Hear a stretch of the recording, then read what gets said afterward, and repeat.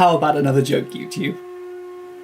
What do you get when you cross an overthinking introvert with dating apps that irritate him and treat him like everyone else? I'll tell you what you get. You get this video. This is what you get. I can't do online dating, particularly the swipe-based apps and websites. The response from friends that I get from this, and mainly guy friends, because I don't have any girlfriends to talk to about this. The response from them is often, you just gotta keep trying, dude. You just gotta keep swiping, keep organising your photos, updating your bio. Just gotta keep going. No. This is a case of two matters that do not combine together. I just can't do it. And to admit that feels good. I just can't get over the weird, strange, alienating uncanniness of it all. And also I can't be comfortable with the necessity to act as both the desperate subordinate with his hands out for some attention and love, but also the selfish, powerful emperor swiping the worthiness of people left and right.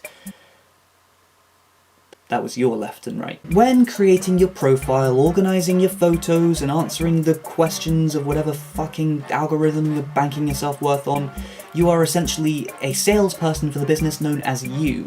And I am your local Willy Loman in that respect. For me, selling yourself in that fashion comes with an underlying sense of desperation and desire. It's as if you're saying, I have no one currently, and I would really like that to change, so here's information that you can use to judge on whether I am worthy of your attention. The information that you have to give and that others give is often not indicative at all of the personality that lies behind that screen. But that's not necessarily the bit that bothers me. What bothers me is my default response to the arduous, vacuous profiles that I constantly see. And that response is just the belief that that's all there will ever be in people. And I do that rather than give the benefit of a doubt, because the next swipe might have something better to offer. Something better to offer.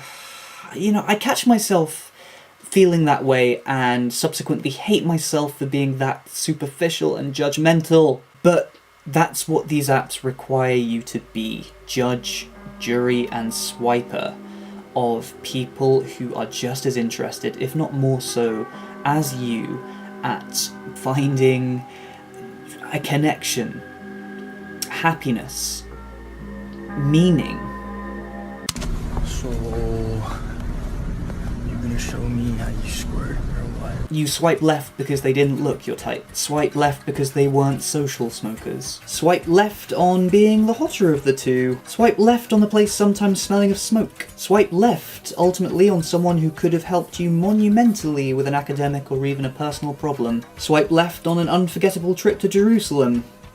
I literally just closed my eyes and put my finger on the map, that's what came up. Swipe left on the lifelong friends you could have made through swiping right on this person. Swipe left on the new understandings. Swipe left on possibilities untold. Swipe left on a life without much regret.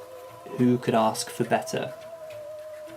You, obviously, as the swiper. You don't know who you swipe left on, is my point, and what experiences you missed out on by swiping left on this person. The person who literally could have changed the course of your life, and not necessarily through romance. It just feels so gross to dismiss and disregard people in the manner of a drunk emperor, or in the manner of a drunk person in their mid-20s, who will definitely regret their decisions in the next 12 hours. And it strangles my testicles when you have been using an app or a website for so long that you start to recognise people from previous swipe sessions who either A, haven't seen you, B, swiped left on you, C, aren't using the app, D, aren't using the app to date, but to make friends. In which case, D.1, who the fuck do you think you're kidding?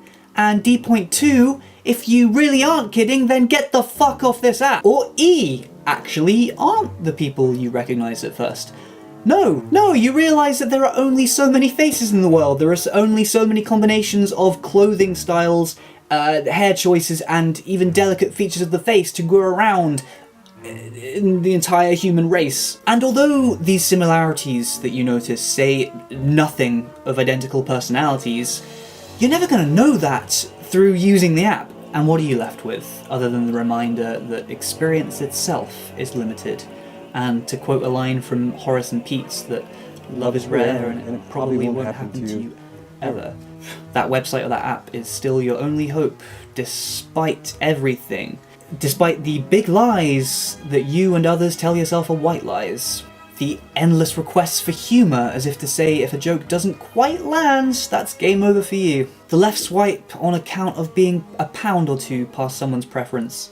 The fake profiles that fooled you. Shame on you. The chats that quickly go stale despite a match because actually you're fundamentally incompatible. Maybe thanks to one of those white lies that you indulged in. Or maybe just because of a sporadic decision or second guess at someone's personality because a chat happened to have a moment that seemed cold or sardonic. The times you came across your ex. The fake profile that fooled you twice, shame on me. Or the stringing along for fear of feelings being hurt. The lack of genuine communication. I'd never go so far as to pop off a platitude and say that it all lacks humanity, because it actually reeks of it. Because of the desire to procreate, to have fun, to be admired and loved. No, it's just the lack of real communication, I guess. Real and successful understanding of who all these people are. Yeah, not only have I never had a date come of using Tinder, Bumble, OkCupid, but I've also never had that, the genuine communication. Just a sorry excuse for the experience of clicking, matching, and experiencing. And it is rarely, if ever, the people behind the profile's fault. We live in a society, man. Also, you can't edit your profile bio on the desktop version of Tinder. Stupid.